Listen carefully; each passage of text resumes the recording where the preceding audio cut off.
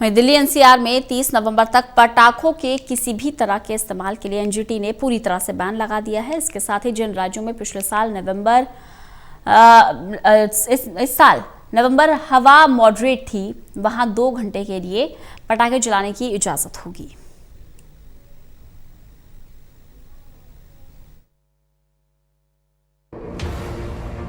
National green tribunal ने बढ़ते प्रदूषण के मद्देनजर सोमवार को अहम फैसला सुनाया। एनजीटी ने 30 नवंबर की रात तक दिल्ली एनसीआर समेत देश के उन इलाकों में पटाखों पर पूरी तरह से बैन लगा दिया जहां पिछले साल नवंबर में हवा की गुणवत्ता खराब थी। एनजीटी ने मॉडरेट हवा की क्वालिटी वाले शहर और कस्बों में ग्रीन पटाखे जलाने की इजाजत दे दी है। इन जगहों पर दिवाली, छठ पूजा और क्रिसमस जैसे मौकों पर 2 घंटे ग्रीन पटाखे जलाने की इजाजत मिली है।